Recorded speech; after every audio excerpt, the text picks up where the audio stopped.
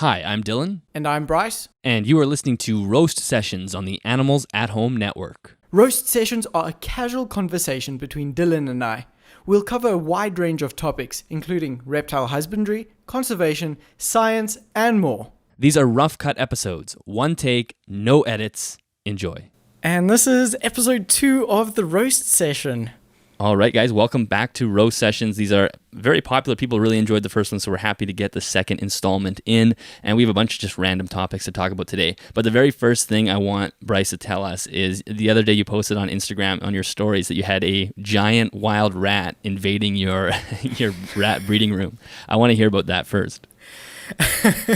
Okay, so the other night I was out in the rat room busy feeding the rats, as one does, because the rats go through about 80 kilograms of food a week. So it's a large amount of. Yeah, I've got quite a few rats. How many rats do you have? I have about 250 breeder adults. Oh my gosh! Yeah. Wow. So. And then there's obviously all the grow outs and babies and all of those guys. But what was going on was I was feeding the rats, and on top of the one rack, I see this large body, and I was like, that's a cat. There's the neighbor's cat, because it was pretty large. I've got some, what are those, like insulation boxes? No, cooler boxes that I keep on top of the racks for when I do deliveries of rodents or whatever. And it was sitting on top of there, and I could just barely see the fur of it. And I was like, okay, this is a big animal. My dogs were in the room with me because they like checking out the rat room. So I was like, okay, there's a cat in here. Let me get the dogs out, put them inside, because my dogs would kill a cat. And the dogs go inside. I come back out and I come to check on this cat, because I think it's the neighbor's cat, because he does have a cat. And yeah, it turns out this is a flippin' huge rat. Like this, it's the largest rat I've seen. And I'm not exaggerating, because I mean, I've got how many hundreds of rats, and I've weighed some pretty large rats that are over 0.5 kilogram, and this thing was like just on another level. It was insane. And yeah, needless to say, I tried to catch that thing, but I did not succeed. The strange thing about it was not scared of me at all. Mm-hmm. It was just like chilled, and it kind of rat. Yes, it hopped along and just disappeared into the night because I missed, but it didn't like scurry off in a really big rush or anything like that. And that's just to show I am probably a little bit more wary of rats than I am snakes. Yeah. It's kind of creepy when you see something that big. And also, are you able to find out how it got in? Were you able to like block the hole that it got in? So I have lots of open ventilation in the rat room, and that means open windows and that. So it just climbed in through a window and casually climbed out during the night, and then I was unable to find it. I'm sure I'll see it again, because it's probably out there to steal some of the food, which I'm okay with, but yeah, it's a huge rat. I kind of wish I had some of those to breed with, because they're the size of cats. I'm sure they could have quite a large litter. Yeah, that is hilarious. Yeah, and you don't want rats in your house, especially when they're that big. So I thought that was a hilarious story. Before we go into too much further, I wanted to mention that we had thought of this idea a few weeks ago, and I wanted to mention it now in case people don't make it all the way to the end. But next time we do one of these roast sessions, we were wanting to do a Q&A. So I think what we'll do is, for the listeners, if you have questions for either Bryce or I, you can send us on, I guess, either comment on the video or DM on Instagram, either of us, or Facebook. Any questions are really, I guess, related to anything. I think we're kind of open to whatever, right? Yeah, so just send questions through on whatever platform, and preferably just say this is for the podcast, because I'm sure we both get a lot of other unrelated questions. But if you want something to be answered in the podcast, just say this is for the podcast or whatever, and we will get to answering that. Yeah, that's smart. Yeah, so we can differentiate the ones that are just questions that we get normally throughout a daily basis. So we'll collect those, exactly. And then on the third episode, we'll go through them and we'll ask each other those questions. And you guys can learn a little more about us if you have questions that are even outside reptiles, whatever. We'd love to do that. Yes, so I will ask Dylan the questions about him and then vice versa. So if you have like literally anything, whether that be our animal experiences, what we keep, how we've progressed, anything, just ask away. Yeah. Awesome. Cool. So let's jump into some of these topics. So do you want to start with one of the topics you came up Yes, with? I think a let's few of go. ours kind of meshed together nicely. Yeah, they did. So we can just kind of jump in between some of the topics. So I was recently watching some of your like old videos that I you don't recommend posted. doing that. Same here. And I was, with having said that, I was watching some of my own also. And I was just really, really encouraged with how much progress we've made in the reptile community and in ourselves also, in how we keep our animals, and just how much we've changed in the way we care for things and how our outtakes and look on the reptile hobby as a whole have changed quite a bit. And I think that's quite important. Mm-hmm. Yeah, no, definitely. And I mean, besides the actual progression of the care, the very first thing that you notice is the progression of quality, like understanding how to produce a decent video. I'm not saying that I'm a genius at producing videos, but when I go back to my early videos, the audio is horrible. There's like no tone of voice. It's just everything about them is bad. But then, yes, the progression is evident, and I think that's one of the good arguments for keeping old videos up that aren't necessarily up to date, right? We have some older videos that are probably touting some probably not great information, but it's still nice to see that progression.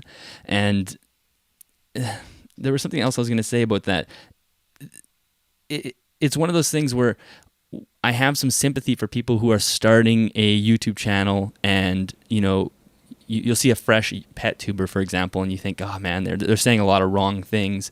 But in a lot of ways, I have sympathy for them because I know exactly where they are. And you kind of have to pay your dues and work on some videos and collect knowledge. You can't just start at the top, Yeah, it's just like that saying, you got to pay the school fees. You got to start somewhere before you can get to the top. And I don't think we'll actually ever make it to the so-called top. But the important thing is, like, that's why I've kept up my first video that I ever posted, which I think is absolutely terrible. And I'm probably going to have quite a few more people go and watch it now just because of this. But I think it's important that other people can also see we didn't start out perfect. We didn't start out with the best level care, but there is a progression, and you can see through the years of how we've changed, how we look at things differently. And that's really important. We got to constantly reevaluate what we are doing and try to make everything better. If I say I'm perfect now, within the next 5 years, there's going to be so much new information, and possibly everything we're doing now could be totally incorrect and outdated. And that's why you got to keep ahead of the curve and keep learning more information. You can't just settle for what you know. Yeah, exactly. And in some ways, YouTube actually works well for that, because on those, anytime someone starts a fresh channel, you're going to have far fewer eyes.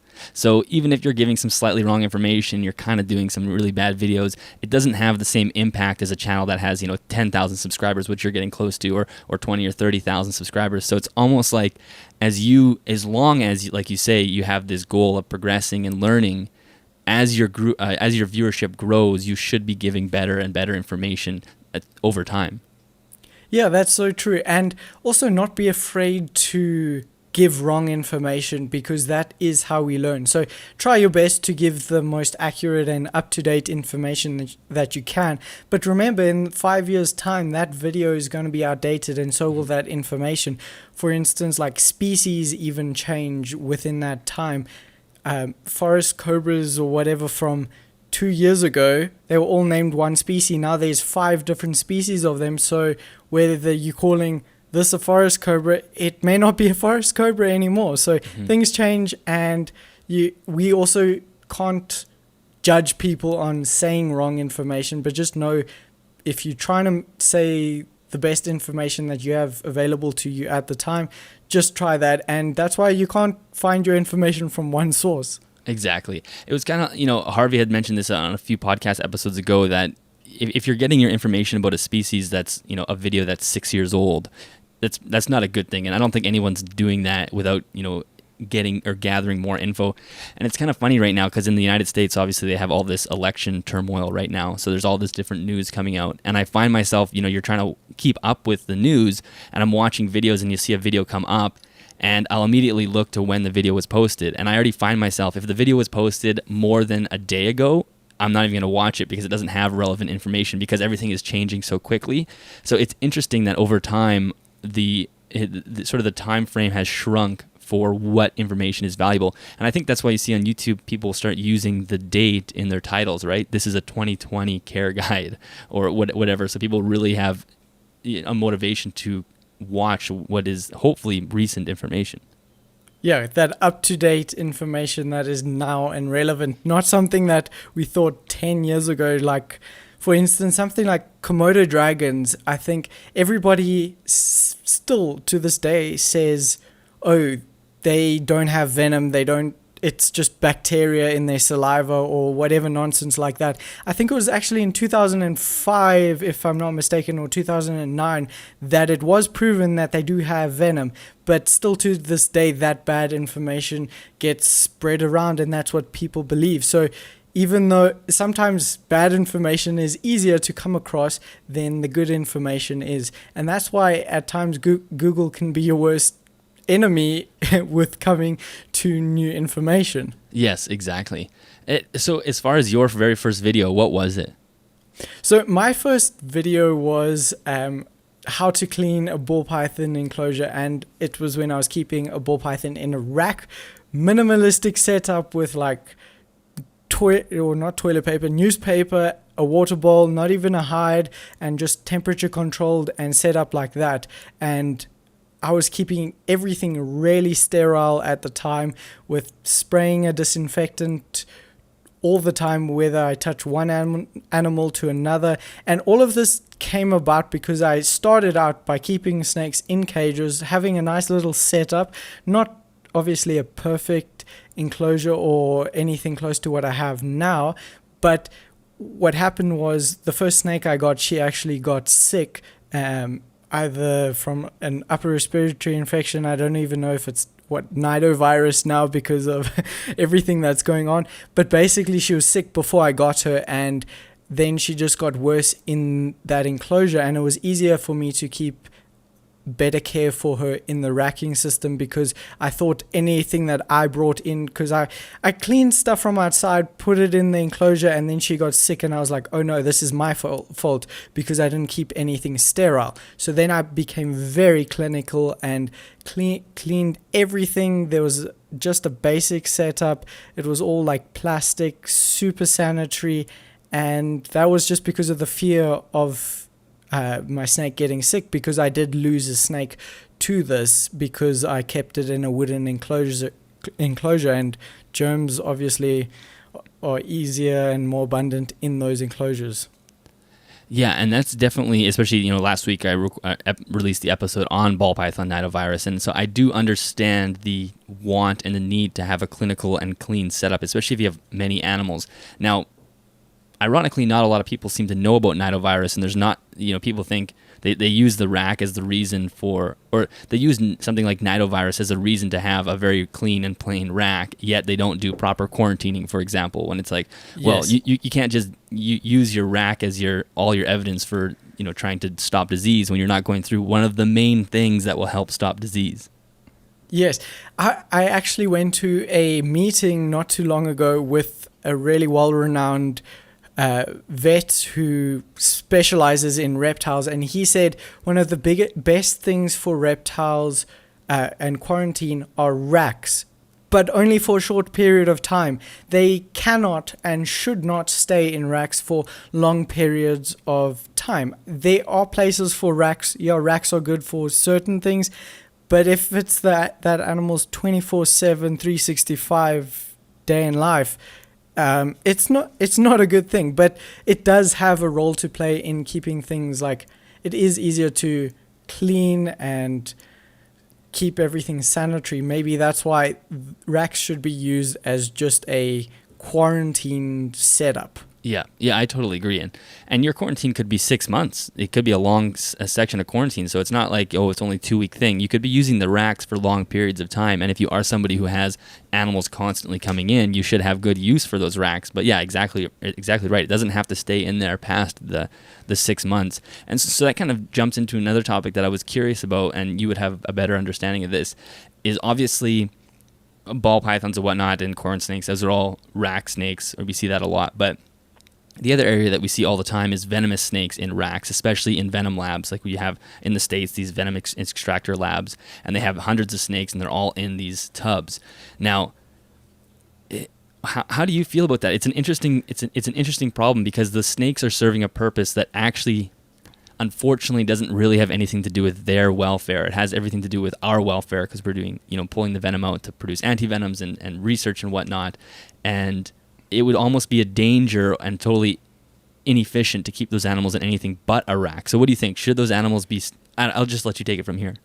Yeah, so personally, I think it's almost like there's two sides to the story, and I don't think racks are bad in this situation or instance, or that's why you can really never say, oh, they are terrible. Yes, it's not the best for the animal, but in this situation, these animals serve a purpose that is greater than themselves. Yes, it would be great if they could have incredible setups, and maybe that's something we can work on in the future. But having a nice naturalistic setup for a snake that you're trying to milk, and especially if you have hundreds, if not thousands, of venomous snakes on a venom line, getting a venomous snake out of an incredibly detailed enclosure like that is not the easiest thing. It brings a lot more risk to the handler, and that risk is a danger, especially when you're handling so many hundreds, if not thousands, of venomous snakes on a weekly basis, and that puts your life in danger even more. So it's kind of like breeding cows or whatever for our consumption. Mm-hmm. Yes, free range is better. We like it. We want to support that more. But there is a purpose for them being bred. So these snakes serve a purpose, and they are not really pet animals. They are there to serve us as humans, whether that be for antivenom or for medical, medical breakthroughs of deriving drugs from venoms and peptides. That makes perfect sense. And I think maybe some people would not agree, but I think if you are somebody that's milking thousands of snakes a week or a month or whatever, it doesn't make sense to be constantly ripping them out of these naturalistic enclosures. And money wise, it wouldn't even make sense, because every time I try to pull out one of my animals out of these enclosures, I always think about you, because I'm like, oh, I'm having so much trouble getting this carpet python out, and I'm just thinking, what would Bryce be doing in this situation when he has a venomous snake on the other side of, inside the enclosure? Because you keep all your animals in enclosures for the most part. And is it ever like such a pain that you wish you kept them in tubs, like when you're pulling them out and they're wrapping themselves around the decor and whatnot? Not to the extent that I wish I kept them in tubs, but yes, it does require a lot more patience and practice. So one of the main things that goes through my mind when I set up these enclosures are, how can I access this to, like, if it's a hide, how do I get this hide off of the snake if the snake's hiding there? I got to think of all the little details. So for instance, if I have a hide, I might drill a hole through and put a zip tie so I can lift it off with a hook stick, or use some tongs to squeeze out decor in the enclosures. So I kind of have a very basic yet naturalistic setup, so I know where the snake will be at all times. And then when the snake goes there, you can it has more of an open space. So if you take away that hide, it's a little bit more open, and then you can kind of grab onto it. But it does take a lot of time and patience, and sometimes you don't have that time when you're trying to deal with all those snakes. Yeah, and I guess like what you're saying is that you just have to do some really forward thinking when you're planning the enclosure. You can't just be throwing stuff in and trying to make a really beautiful enclosure. It has to have some element of safety with it, and hides that can be shut or hooked out and things like that is obviously very important. And there's a lot of other things you can do with setups like that that wouldn't really work if you're trying to extract the snake's venom. So yes, maybe even if you have hundreds of venomous snakes, you can work with nice naturalistic enclosures if you have like a preservation institute or something like that, because you can kind of set up the enclosures in a way that you can divide them. So you can slide a board in between. The snake will be stuck on the one side. You can take out the water bowl on the other side safely without having to even touch the snake. For most parts, you can design enclosures that you don't even need to ever take the animal out of the enclosure, because you have trap boxes, dividers, you can use shields, all of that, because you don't need to touch the snake. But for venom, you need to touch the snake to get your hands on that liquid gold. Yeah. Exactly. So yeah, there's obviously a time and a place for the rack, and it does make sense in that case for sure. I know that you've also, and I think we touched on this last time, but I noticed in one of your videos the other day that you built those large wooden enclosures that I think you painted them white. Have you put anything in those yet? No, I haven't. Those enclosures are a new design that we did chat about last time. I just haven't had the finances to finish them up yet, and that's the reason I haven't put anything in. But I'm looking at a friend may send me some really a special animal or two to go in that enclosure, but I'm first going to make sure those setups are done properly. So I am going to deck those enclosures out to the T. It's going to be on like Wi-Fi controlling systems. I'm going to have PC fans like you've done in your enclosures, also getting airflow in and out of there. And I'm also going to have like a fogger that's on a timer and brings nice humidity in, and then obviously planted out properly. And it's a wooden enclosure, so I just need to finish up sealing it, make sure that I can literally fill it up with water like a fish tank if need be. Yeah, that sounds awesome. Can you say what animals would go in there, or are you still holding that close to your chest? Yeah, let's just keep that close to my chest for now, because I think that might be an exciting thing. But there are a few things I've got to work through before it's definite, so I don't want to say anything and get anyone's hopes up high, but I will be setting up the enclosures nonetheless, because even if those animals fall through, I will have an enclosure for other animals in the future that can share a similar habitat. Yeah, and this kind of goes back to the whole thing of progressing on YouTube and progressing the care, is that it's so different designing an enclosure once you're at the level, like you said, we're never going to be at the top level, but as you progress, we're at higher and higher level. So I feel the level that I'm at now, I can just, when I sit down to plan an enclosure, it is just way more advanced, and I can really think about every little piece, the fogging, the airflow, the lighting and everything, and that's where all the fun comes. And it's so different when if you have an animal in mind, you can just really go to town on planning an enclosure properly than what you would have done, 5 or 6 years ago. It's like you start with the animal and a box, and then you just kind of slowly change things over time, and you're never really planning properly in those early years. Yes, exactly. Like, if you want to spend $500 or whatever on a snake, why put it in a $75 setup? Spend like twice the amount of the snake's value on the actual setup, because that will help the animal's well-being. Generally speaking, this is not like speaking morph-wise, but generally speaking, the more expensive animals are the rarer ones, which tend to be the more difficult to care for animals. And if you spend like twice that amount, you can probably set the enclosure up properly that they will actually thrive. Because the only reason they don't really thrive is because your care is improper. Like, I think there was a study done, about 90% of all issues are related to husbandry. So if you get your husbandry right, the animal should thrive. Yeah, no, I've seen that stat as well, which is kind of a shocking statistic, meaning that 90% of the animals that go see the vet are strictly due to the owner not caring for them properly. And yes. And yeah, exactly. You are going to have to spend more money to replicate that environment. And like you said, the animals that are staples in the hobby, typically they're so rugged they can handle anything. And that's what's kind of nice about having to care for things that are slightly more advanced, because it pushes you down the advanced husbandry path a lot further. And yes. What was I going to say? I forget. If you have a point to make, you can go, and then I'll remember what I was going to say. I think, were you going to go on to speaking about the snake that I was going to get? No, I wasn't. But if you want to jump into that, go for it, and I'll remember. Okay, because I thought it. Actually, sorry, I do remember.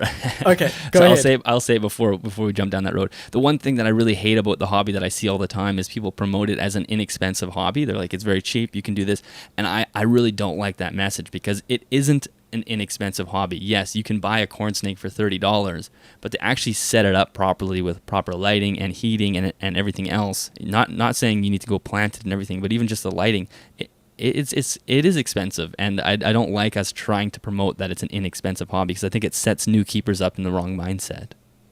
Yes, it may be less expensive than something like an equestrian hobby or keeping a horse, but it still does have a price tag. Just because the animal is fairly cheap doesn't mean that its care is going to be cheap. So you shouldn't determine the care of the animal by the value of it. So if you have a $10 corn snake or whatever, I think we've had some corn snakes here for crazy amounts, like $8 each. You shouldn't spend even $20 on an enclosure, which is double. You should spend quite a bit more on the enclosure to set it up for that animal and for its well-being. Yes, exactly. And it is funny how, and that's one of the things that the breeders always say, right? They're like, well, we have to have these massive breeding industrialized setups so we can keep the prices of the animals low. And I always think, what evidence is there to suggest that the animals should be priced that low? Should a ball python be $30, or should it be $150? So people really have to invest their time to get the animal. Now, they might say, well, then they're going to spend all their money on the animal and not have enough left for the enclosure. I don't know. I think if you're forcing someone to pay a little more, they're going to have more respect for what they're buying.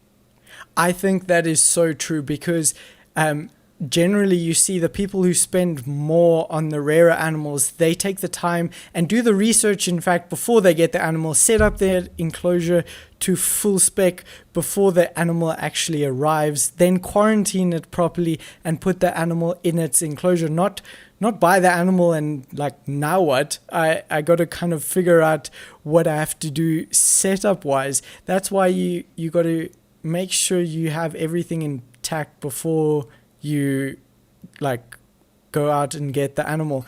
That's why I think I agree with you. Setting the prices up for animals might not be a bad thing. I mean, in South Africa, we have some ridiculously cheap prices for some incredibly venomous snakes, and those will then go to kids, because oftentimes I've sold snakes at an expo, and it's the 14-year-old kids that have the money to buy a gaboon viper or a white-lipped tree viper, and they won't be, yes, they might even set it up properly, but if you set that animal's price higher, that will be a better thing. Obviously, sell to your friends at what you feel comfortable with, or just, I think prices are a strange thing. Yes, it is, because the price has not much to do with the value of the animal, because if I buy a crested gecko for $10, I'm still going to value it for a lot more than $10, but this is really just a barrier to entry, talking about people coming into the hobby and giving them a different mindset, so making them maybe pay a little more wouldn't necessarily be a bad thing. But as far as venomous prices, like I've heard you say on your podcast, some ridiculously cheap prices for some deadly snakes, so maybe you could run through a short list. Yeah, so I've personally seen Western diamondback rattlesnakes, which can put you in the ground for like 250 rand, which is approximately $18, not even $18, maybe no, like $15 for a venomous snake that will probably cost you over $100,000 in medical bills if it's a serious bite. And then white-lipped tree vipers, same story with them. It's quite scary, in fact. Yeah, that is, it's just amazing to think that you could buy a snake like that for $20. Like, you can barely go to Starbucks for $20, and you can come home with a diamondback. That is just, it's so wrong. You can't even get a ball python, a normal ball python for that price here, but you can get one of, the scariest venomous snakes for that type of price. Even 100 paces or Chinese sharp-nosed vipers, they I think their other name is 100 pacer, because literally the myth goes, if you get bitten, you've got 100 paces before you die. It pretty much explains how toxic they are and how nasty their venom can be. Those things sold next to nothing. And the scary thing about that is they generally, as babies, are really difficult feeders. Dinocystrodon acutus is their scientific name. They are really picky, which means you'll need to force or assist feed them, and that means fingers near the bitey end. And if it's sold to a kid, somebody's going to mess up, and that can be your life you're playing with. So as far as, I guess, it's probably a mix of both wild caught and captive bred. I imagine the Western Diamondbacks are probably captive bred, or is it mostly wild caught animals coming in on shipments? In South Africa, most of our stuff is captive bred, whether that be from Europe or inside of the country. Mostly everything is captive bred. Every now and then you get some shipments of like wild caught gaboons, rhino vipers, because a lot of the things that tend to die off, or people don't care for them properly, those die off and then people get them shipped in again. But that's starting to change now. I think with the laws, most countries aren't wanting to send out wild caught animals, which is a good thing, because I think people then will start to realize and take care of their animals in a different level so they can actually reproduce them, because if not, these animals will no longer exist in captivity. Mm-hmm. Yeah, no, that is a positive side of it. But why would people who are captively breeding those animals sell them for so cheap? Like, why is it? Because they're just trying to make cheap money, or easy money or whatnot? Because I feel like the implications of selling a venomous snake to a 14-year-old would really weigh on you. Yeah, I honestly don't. I don't know. Maybe it's an accidental thing of keeping two Western Diamondbacks together, and they had babies, and at a time like that they can have 50 offspring, and that's a large number, and if you don't want to keep feeding 50 snakes once a week, that'll cost you quite a bit. And so it's probably just trying to get rid of the animal for as cheap as possible. Yeah, so price them low so they just fly off the shelf. Exactly. It is crazy. Yeah. So anyway, I think that's an interesting point. Maybe the listeners will have a different view on that if they are a breeder, and but if you sold animals for more expensive, you don't have to produce them at the same volume. So that's the other side to it. That's good. Like if you produce 1,000 ball pythons a year, if you triple the price, you only have to sell 300 to make the same amount of money. I don't know. This is just me. This is our snake economics speculation here. Yeah, from guys who don't make a living breeding snakes, we say that. Yes, so take our advice, please. Exactly. So the topic that we were going to jump into before I sent this down that tangent was the Cobra that you were going to pick up, and you decided against. And I think this goes in well with the conversation I wanted to have with you about setting goals for yourself in the hobby. So before we go down that path, maybe you could just talk a little bit about the Cobra that you had the opportunity to buy but then decided not to. Yeah, so there's this really special Cobra that I've been looking at for the past 2 years. It's a really rare Cobra. It's Nargis savanula, which is one of your banded forest Cobra. It's a really rare snake and not really readily available in captivity. Before this one that came available, I think there was only, personally that I knew of, 3 or 4 individuals in the country. I don't think I saw any available in Europe, only a couple in the US. So when this snake came available, I was like, I have to get this because I've already secured an adult female that I'll get in a couple years or so. So I need to secure a male of a different bloodline, because now I know this is from a completely different clutch because it was just brought into the country. I need to get a fresh male, different bloodline, same locality, and then that'll be for the Preservation Institute, because I already had guys in line who wanted to study their venom and research them that way. And yeah, so it was quite an expensive snake, and I had raised some of the money on the GoFundMe I did for the Preservation Institute, but I decided against it last minute because I'm not happy with my room and how it is set up as of yet. There are a few things that I need to get into place before I can even think of getting an animal like that. Even though I have the enclosure, I have the setup, I have everything that animal needs, I should rather better the room before I get into that. Like, increase the airflow. This room is incredibly hot. If you saw one of my latest videos, I showed that it's a western facing wall, so in the southern hemisphere from about 12:30 that gets full on sun till 7 p.m. or whatever when the sun sets here in summer, and that skyrockets my temperatures in the reptile room to like 35 degrees at midnight, and that is way too hot, and that'll kill your reptiles because heat kills reptiles way quicker than cold weather does. So I needed to find a way to cool everything down before I spend money on an animal, and then I'm kind of stuck because I can't cool this room down. Do you have an infrared temperature gun? Yes, I do. You should go take it. Maybe tomorrow, once it's hot again, you should go outside and take a temperature of the wall. I'd love to see how hot that wall is at like 3 or 4 in the afternoon. I'll definitely do that. Just for a bit of context, during the day, I do spray down the wall with a bit of cold water, and the wall actually starts steaming because when the cold water hits the wall, it just gets so hot that it steams away. So that's just a bit of an explanation of like how hot it actually gets. And in South Africa, we have brick and concrete walls, so it stores a lot of heat mass, and it just radiates heat for the rest of the evening. Yeah, and that would hold heat on to almost before the sun rises. It's probably just starting to cool down. So, exactly, and then you start up with the same problem again.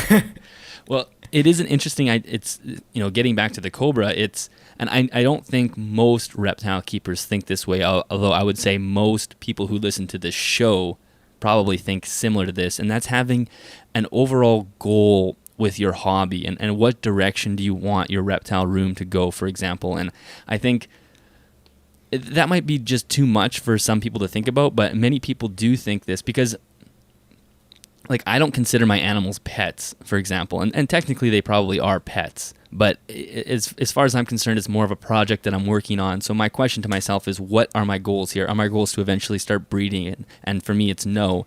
But for me, I really want to have a few species from different locations and really Stefan from the Terrarium channel. I just love his setup. He has just so many interesting, unique animals and different. It's not like you're walking into a reptile room and you're just seeing one species. You're just seeing several different species, and he has way more animals than I would ever want. But for me personally, that's kind of what I see myself in the future. And right now, I'm kind of working from my past because I have these animals that I picked up, and I love all my animals. But I would love to have several different species, and that's kind of the way I think about it. So over the years, I'm directing myself towards that, having really cool, nice, naturalistic enclosures that someone can walk in and feel like you're at the reptile section of a zoo, for example.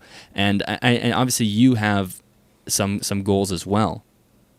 Yes, I do think it's important, and that just goes back to what we were speaking about in the beginning, saying how important it is to continually progress and get better with each step we take. So one of the goals I wanted to do was set up this room in a way that it's a lot cooler. The goal is to kind of get between 23 and 25 degrees Celsius as a reptile room, because some of the species that I am going to be working with in the future will probably die if the heat rises anything like too much above that. And obviously Africa's hot, so I do need to deal with that. And one of the biggest things in captivity is we got to have a temperature gradient in our enclosures. And how we do that is the room has to be pretty cool and climate controlled. And then you raise the temperature in the enclosure. So there's different little heat pockets and different elevation levels where they can get hotter if they go higher, closer to the halogen basking spot or whatever, and dig and burrow down if they want to get cooler. So I want to set that up before I get those animals. Even though this Cobra would have been fine without me setting that up, let's set it up, get that goal sorted before I get onto this animal. Yeah, totally. And I think someone who's not in the reptile hobby at all would think like, what, you have goals, like you have career goals, you have family goals, and what, now you have like a reptile room goal. But it is important, especially for people who A, want to care for their animals ethically, and B, want to be stewards of the hobby. So when people are, random people come to your home, you want to be able to show off the hobby in this really, unique and positive way. And I think that's where a lot of the people who are listening have a similar mindset. So I would just challenge the listeners to think about what you want your room to look like in 10 years. And it shouldn't be just racks and racks of ball pythons. I mean, I assume for most of us, that's not going to be the case. You want it to have more of an impact and a punch than that. Yes, make a bit of a change in the world also, not just focus on the things that you love and try and better yourself in the way. Like, now that I have these snakes in awesome little enclosures, I feel like these enclosures are way too small for them. Mm-hmm. I'm like, let's just go bigger. Let's give them more, because you see how much they thrive, how much my ball python actually spends up in the branches and climbs. It's rewarding to just watch that. Yes, exactly. And that's probably one of the biggest pitfalls in the hobby to watch for is, and it kind of goes in line with exactly what you're saying, is starting projects before you're finished your other projects. So we all want more animals. Like, we're constantly wanting another animal. I'm always looking on Facebook or, the local classifieds, what animals are coming up for sale, because I always think, I could fit another one in here. But I feel like it would not be doing my animals justice that I have right now if I wasn't finishing those projects, like getting those enclosures and setups up to snuff where I want them. Then yes, then I can go add another enclosure. But until then, really focus on what projects you have on the go. Yes, otherwise realistically, you're putting too much pressure and too much stuff on yourself, whether that be financially, because you can't afford to buy this animal and set up your other animals correctly, or whatever the case may be. Just stick with what you have for now, and try and get everything to the best you possibly can before you go at getting something new. Obviously, there are exceptions to the so-called rule or whatever, but in my case, that's why I decided last minute, no, Bryce, rather wait. Yes, you may never get a chance to pick up the snake again, but then again, I do know a friend of mine bought a pair of them, and within the next 5-6 years, he will have babies. So then I will be able to get it. It may be a long period of time, but patience is a big thing. Got to have patience. Yes, exactly. And, sort of topically, I saw this yesterday on YouTube. I was searching for, because I was telling you before, I was filming this room tour, so I was starting to look up some keywords and trying to figure out how I'm going to title this video. Yes. And I stumbled across Go Herping, because he had recently done a video with Reptile Collection in the title, and it popped up, one of the first videos. And so I watched it, and I'm not a huge crazy fan of him, but he was basically talking about how he wants to get out of reptiles, not completely, but in a lot of ways. He's saying he wants to, just reduce his collection, and he said, I'm actually bored of many of my personal animals, which I think is such a shame. Like, if you're bored of your animals, A, you probably bit off way more than you can chew, and you turned reptiles into a job rather than a hobby. And B, you're probably not focused on the right parts of the care. Like, if you have a reptile carpet and a red light bulb, I'm not saying he does this, but I could see why that would become boring and unexciting if you have animals in these very boring setups and you're not getting to watch them act like they would on National Geographic. So that's where I always get worried when I see people with these giant collections that just keep expanding and expanding and expanding, because eventually you're going to just fall off a cliff. And you see it all the time where people will go on Facebook or, selling on Craigslist and whatnot. They'll be like, I'm selling everything. I'm getting rid of all of my animals, which is kind of a shame. Like, who knows where those animals are going to end up? Yes, true. And I know a lot of people who have done that. And the issue is, you can never really get out of it. You can never really get out of... Once you start keeping reptiles, you'll always be keeping reptiles, whether that maybe you don't keep 20 snakes, you just keep one in your bedroom, have a nice setup for it. You'll always want or need to keep a snake. So rather than like filling that need and desire with more animals, new animals, the rarer the animal, because I think that's what us as humans tend to do. We want to find the next best thing, the rarest thing, rather than the next best setup that I can give the animal that I already have. Okay, there's a new study that came out that shows this and this and this works. Why not give my crested gecko something the size of my bedroom and set it up naturalistically? Yes, I might not be able to see it literally ever, but I can work around things like that. Obviously, that's really a huge extreme, but yeah. Yeah, and actually on that sort of topic of not being able to see your animals, one thing that I think I'm going to do in the next month or so is I want to buy a few cameras for this, like surveillance cameras. And nice. There's those cameras called Waze, and they're very cheap if you live in the United States. They're $20 a camera. For some reason in Canada, they're like $60. I'm not exactly sure how the exchange happened there, but they have really good, especially with the camera that they're coming out in December. It's not out yet, but it looks like it has really, really good night vision. So I want to buy at least one or two and set them up in the room, because with nocturnal animals, you don't end up seeing them as much, and sometimes you think that they aren't active at all. You think, like, my rainbow boa, I don't see her out a lot, so I think, is she active at all? Well, probably she is, but I'm missing it. So I want to set up some cameras and whatnot so I can actually capture those moments. I think it would be really cool. Oh, that'll be epic. I've had the same idea. I want to do that also. That's another thing on one of my goal lists for the reptile room. I want to have cameras in there to admire the animals. Maybe even do like a 24-hour live stream of some of them going through the enclosures, because people think snakes don't move, especially like your common one, ball pythons. Or it just sits in a log or in a termite mound 24/7. No, bro, give them the environment and they will use it to the max. Literally, your ball python will climb. Yeah, you may not see it, but that's probably because you are not admiring it and spending enough time looking at it. I've seen all my snakes super, super active, including something like your puff adders, which have been proven to stay in like one position for weeks at a time, just waiting for food to come by. My snakes tend to move around quite a bit at night. You just got to be there at the right time, and basically if you give them what they need, or give them everything, they'll show you also what they need, what they enjoy, and what they do not. Yeah, exactly. And I keep losing my train of thought because I was thinking about two things at once. But again, it'll come back to me. But what I was thinking about is, as far as setting up the room, including cameras and whatnot, is I really wish I could remember what it was. Wait, let me. Are you going to do a live stream? 24-hour live stream? That would be cool, actually, to do that. And now I remember what I was going to say.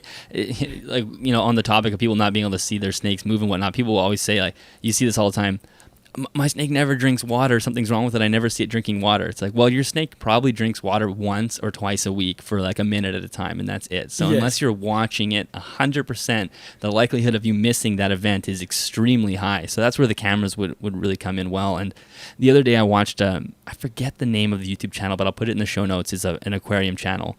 And this guy has a basement full of just these unbelievable aquariums. And the room is just so thoughtfully put together. It has these nice sound paneling, and all the cables and everything are hidden behind curtains and everything.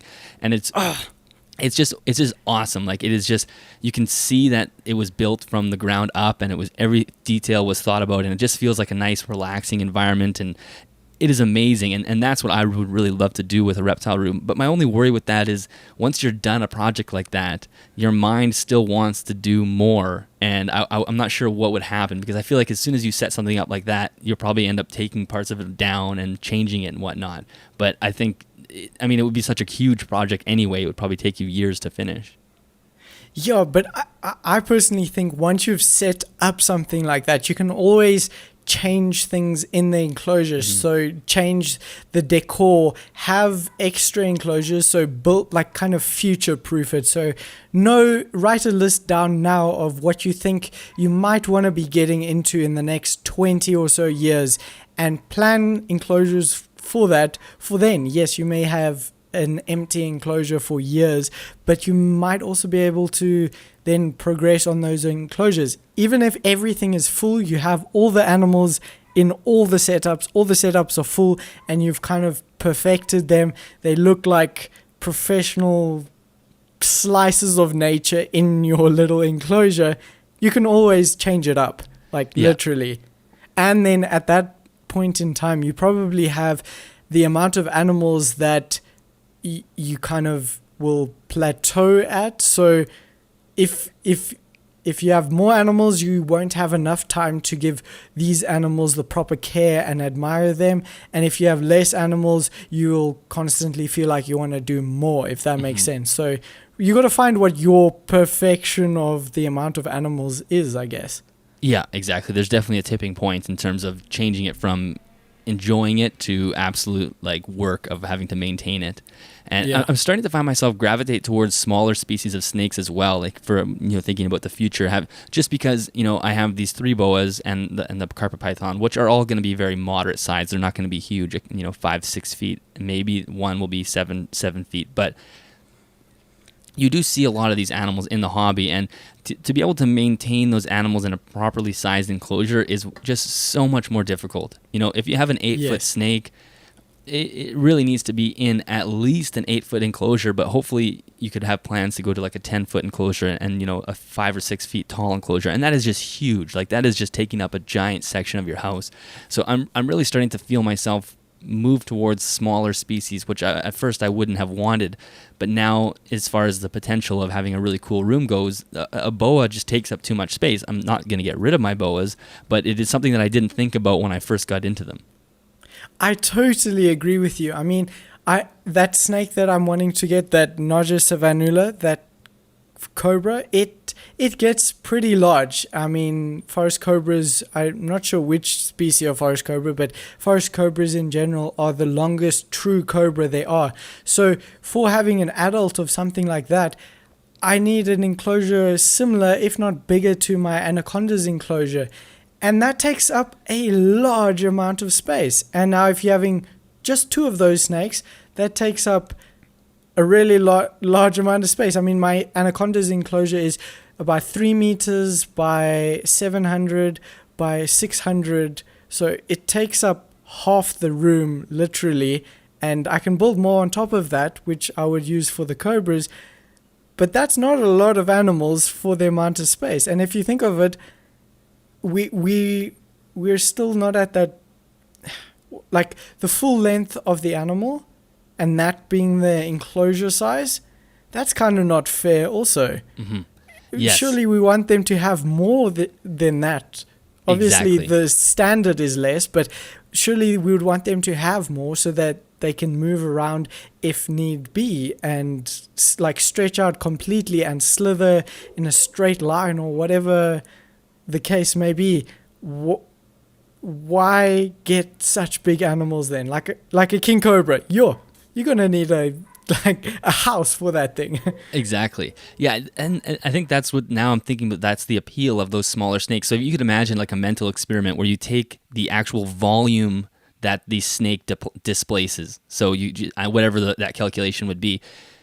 Even if you have a very large enclosure, well, let's put it this way. If you have a smaller snake that stays like 2 or 3 feet, if you got a 6-foot long enclosure with a 3 feet tall or something, the amount of times you could fit the volume of that snake in that enclosure would be just hundreds and hundreds of times, which is great. And then if you have a large animal, the only way to replicate that is proportionally, you would have to have just a huge zoo level exhibit, and it's just too much. And so that's where some of that ethical stuff comes in. It's like, should we be caring for some of these big and I mean, like I've said, boas aren't massive snakes, but Burmese pythons are huge, reticulate pythons are huge, and like one of my guests said a few weeks ago, we don't have the urge to own every species of mammal, right? Like only some people should own horses. If you only you live in the city and you have a small backyard, you're not going to go out and get a horse. Yes, some people have 10, 20 acres of space and they have enough room for a pasture, but you don't have a horse in a city, and we do that in the reptile hobby all the time. Someone with a sulcata has a small room, or a 20-foot reticulated python in an 8-foot enclosure. What the hell are we doing? Yes, I think that's what comes down to. A lot of the Europeans have kind of perfected and mastered this in a way that, dwarf bitters, so your dwarf little African adders. Generally, guys put those in a meter by 500 by 500 setup. That snake only gets like a couple centimeters long, depending on what species it may be. So that snake can travel a fair distance in its own enclosure, and you can set it up nice naturalistically and not take up too much space and have the perfect thriving environment for that animal. Yeah. I think it's a really interesting way to think, and maybe the larger species shouldn't be promoted as much. And there's plenty of species that stay under the 6 foot length, and you could still do, an 8 foot long enclosure with some good height, and it would still look, great, and they'd have lots of space. But it is definitely an interesting dilemma for sure. Yeah, and bigger species are a lot harder to build enclosures for because they just destroy everything. Yes, whether that be the plants or anything like that. I mean, my runcles, my cobras, they're like digging up their plants. They really find it entertaining and fascinating, destroying pothos, whatever it may be. They just love destroying it. So if you have more space, then that won't be an issue because they won't destroy that many plants. But right now, they will. Yeah, exactly. It's while we're on, I want to just shift topics completely here for a second because I just was thinking about long snakes and thinking about I didn't really actually realize how long black mambas get, which made me think of the podcast you just released with your uncle. And if anyone hasn't listened to that, I think it's episode number 9 on Animals Everywhere podcast. It is just such an awesome episode. It's almost like like sitting around a campfire and just getting amazing stories from someone who's lived just an incredible life. I absolutely loved that podcast.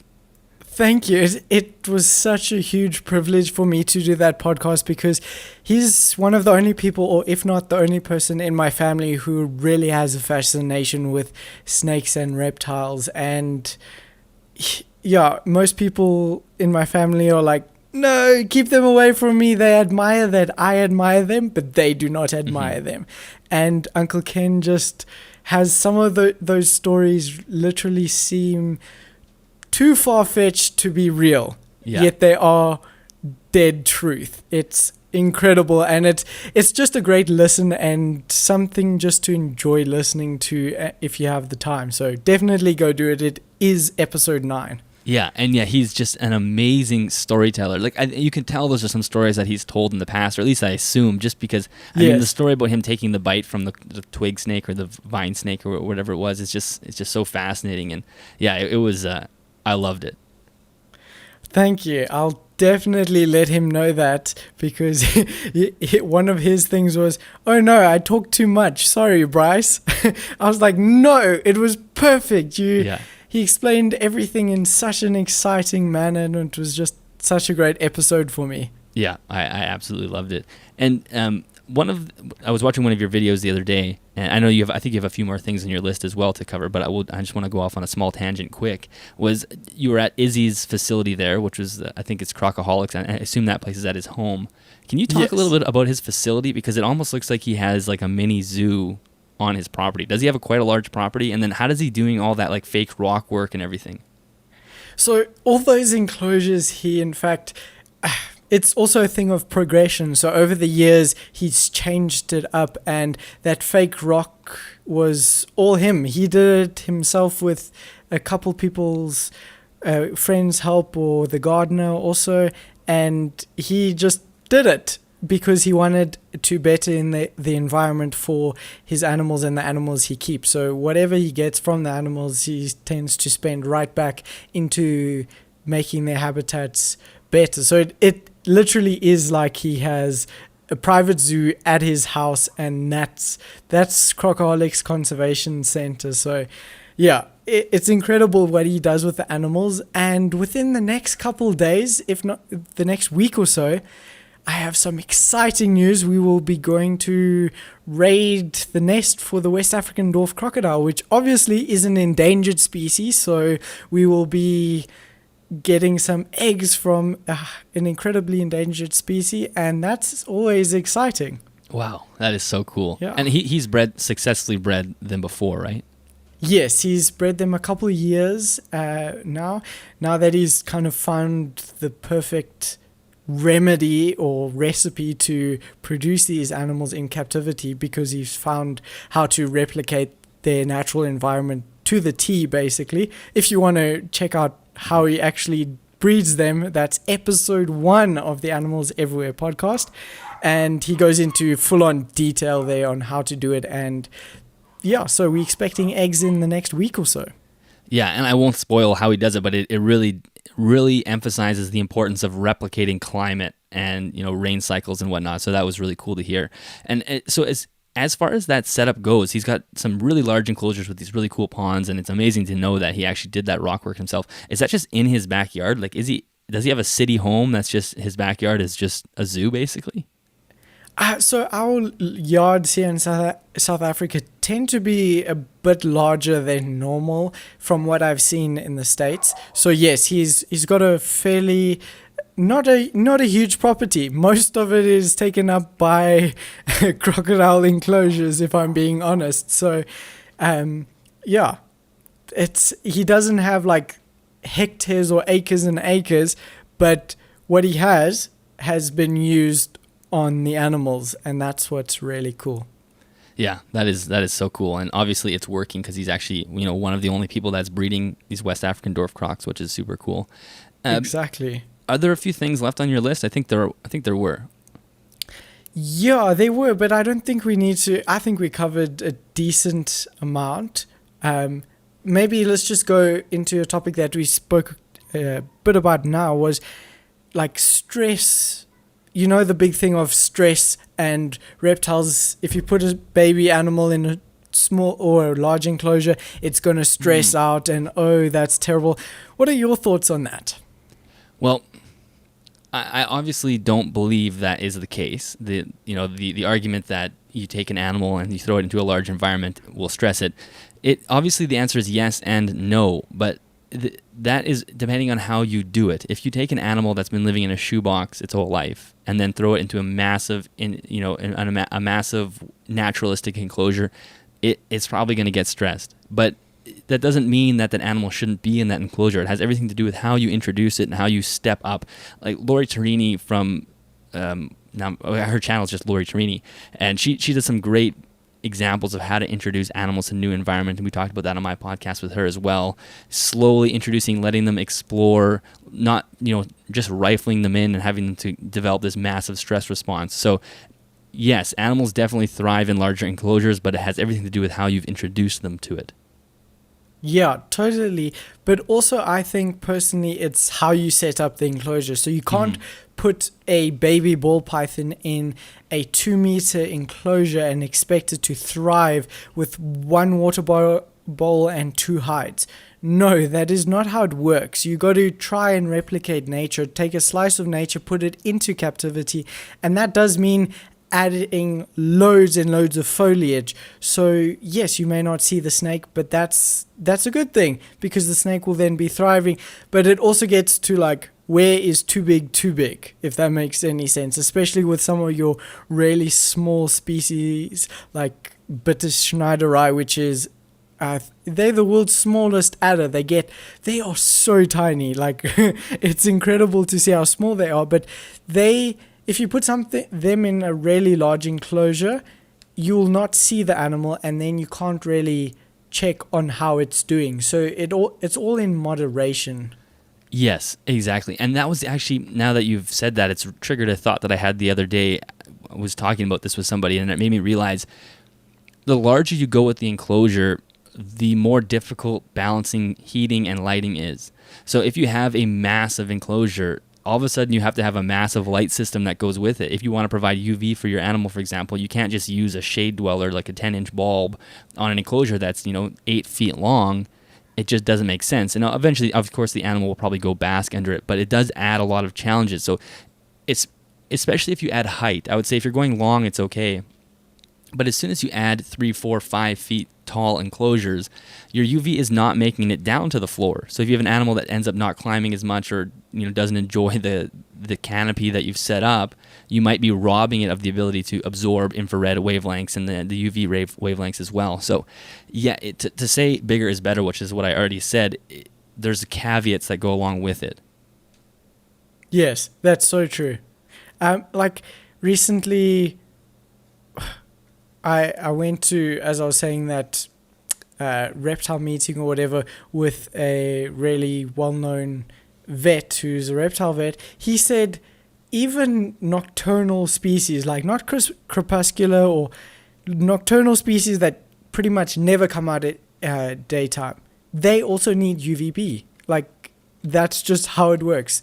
They do. It's been scientifically proven they need UVB to thrive, even though that they may not like see it that often. They still do need it, and they will thrive from it. So that it may not be as much UVB, but take them out for 10 minutes once a week in the sun. That'll do them the world of good. Mm-hmm. Exactly, yeah. And that's actually something I was thinking about as well. If you do have a nocturnal species that's just completely nocturnal, a lot of people are very resistant to add UV. Oh, it's another expense. I'm constantly having to replace the bulbs. But maybe don't have the bulb running all the time. Maybe it only comes on for 6 hours in the afternoon rather than 12-hour length. It doesn't need to be on as long as a day, because you maybe could simulate that high point when the sun is at its most intense as far as UV is concerned. But you don't have to have it bookending the entire day. And it's funny because we're talking about UV, but then there's a whole section of the hobby that doesn't even think you need lights for a lot of these animals. And yes, and they use that same logic. They say, well, it's a nocturnal animal, so it doesn't need light. And then for me, that is the exact same as saying, well, humans are diurnal, so we must not need darkness. Exactly. And that also goes to something like, oh, let's just keep our setup completely the same throughout the year. Don't have any winter temperature drops or anything like that, so I don't risk whatever that may be, getting like the animal sick or anything like that. No, you need to replicate nature, and you need to drop the temperature in winter. You need to let the animal brumate or hibernate or whatever it's called now, because I think hibernation or brumation has been changed recently to back to hibernation for reptiles. But that's a whole nother topic. I need to finish that article before I can say anything on that. But basically, you need to drop temperatures also in winter, just like you need to provide light. You need to provide. Just because an animal doesn't use it doesn't mean they need it. I don't even know if that made any sense. Well, actually, the podcast that I recorded last week that's not out yet, it'll be out next week, is I was talking to Francis Cascari, and he has many different snakes, and he has a bunch of thrassops. Am I saying that right? The Jackson's tree snakes? I have no idea. Okay, so I think that's what it is. And he was saying if you don't give them a night drop, even just during the summer months in temperature, they just regurgitate their food. He said for whatever reason, if you drop their temperatures in the evening, they don't regurgitate. Obviously, that's a good thing, and it's an unusual thing. You'd think, well, they need heat at night to start digesting their food and whatnot. But for whatever reason, their bodies are accustomed to a night drop. Maybe they live in a higher altitude in the wild. I'm not totally sure about that species, and their biology is set up to have a metabolism slow down in the evening rather than a ramping up at night. Yeah, that's so true. And that goes for most species, in fact. I mean, when the temperature cools down at night, humidity rises, there's a bunch of different things that changes in the climate. Like here in South Africa, most snakes are used to a lot of heat, like uruncles. But if you do not drop them to almost below freezing at night, you will never get them to breed. Yes, freezing. It's almost like you freezing these animals, but then in the day it goes up to like 25 degrees and they can bask again, because that'll kick in their immune system, get everything going, and they will lie in the sun and everything will be working. But at night they almost freeze. It's insane, and they don't get sick because their climate is like controlled properly. Yeah. Well, and I guess those are native species for you in South Africa, so it's almost like you just have to replicate the outside conditions in some ways. In some ways, because they're not found exactly in every area in South Africa, so you do have to try replicate it. Like the guys in KwaZulu-Natal struggle a lot more because their winter temperatures just don't get that cold. So it's almost like South Florida. It's pretty tropical and that, so dropping temperatures is quite difficult. Yeah, well, and that's kind of bringing back Stefan again from the Terrarium channel. He has a room that has some colder species, and in the winter that room runs, I think it goes down to 4 or 5 degrees Celsius in the evening, and then he maybe bumps that up to 12 or 15 degrees during the day. And I think he lives in the Netherlands, so he just keeps the window open during the winter to keep the temperature cool. But that concept it is actually many reptile species on the planet are used to fairly extreme night drops unless they happen to be, it's purely a tropical species. But it just seems so foreign to people to let their animals get that cold. Yeah, that's so true. Even tropical species, in fact, yes, they may not have as much of a fluctuation, but where that goes for something like your rhino vipers, that's a tropical species found in West Africa and like DRC, Congo, Cameroon, Uganda, all of those places. And in captivity, these animals do not thrive well because people keep them at like 32 degrees Celsius, like a ball python or whatever.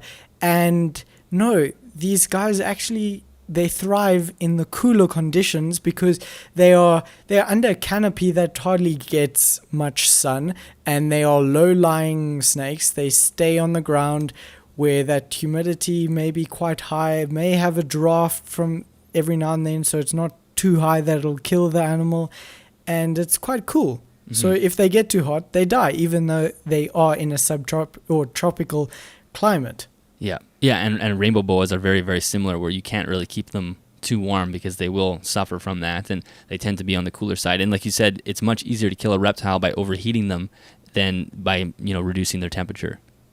Exactly, and that's what I found really fascinating with your African species. I mean, Africa gets really hot, so daytime temperatures for some of your dwarf bittus may be exceeding something like 45 degrees Celsius. Nighttime it may drop to 8 degrees. It's that insane. Like, that's a pretty big difference. Yeah. And this was going to be cool, but when you have those wood enclosures set up with the PC fans on the Wi-Fi controllers and whatnot, because your room air temperature is relatively warm, like you said, you try to keep it a little bit cooler if possible. But even if it does go warm, if you have the fans running, you're just blowing warm air into the enclosures, which does sort of simulate that warm wind that you might get in Africa, rather than, like, one of the things that happens to me is I'm actually blowing in cooler air from the reptile room, which is probably not exactly what it would be like in the wild. But for you, you'd actually be replicating that. It's just moving warm air is better than stagnant warm air. Yes, true. And I'm trying to cool it down by moving the air because airflow does help. And then the snakes also get nice fresh air, which is obviously not a bad thing. Yeah. Yeah, I've been a fan of the fan. I'm sorry about that. Enjoying the fan. And no pun intended. Yes, pun intended. With the rainbow boa, it is a little bit challenging. I'd love to run the fan more, but of course humidity is an issue in the winter. In the summer, I'll be able to run it a lot more. But it's something for sure I'll incorporate in other enclosures because, yeah, I think why not? Yeah, definitely. Why not? Like, a lot of your health problems stem from having stagnant air and high humidity because bacteria just thrives in that. So you got to provide the airflow. Exactly. But yeah, is there anything else? No, I think this was good. What do you think? I think it was good. We covered everything we wanted to, I think, and I think we maybe even saved a little bit on the table for next time, and we'll think of some more things for the next episode. But of course, we'll try to focus at least a part of the episode next time on Q&A. So if people have answered questions, send them to us, either you or me, doesn't matter who, and we'll get them. Email, Instagram, DM, whatever, we'll get to them. Thanks, guys, for listening. Yep, thanks, guys. This was an awesome episode. I hope you enjoyed it, and we will catch you guys on the next one. See you guys later. Thanks for listening. Remember to share and rate us on Apple Podcast. Yes, cheers, please guys. Share and ratings. The ratings go a long way. See ya. Heck yes. Cheers. Bye.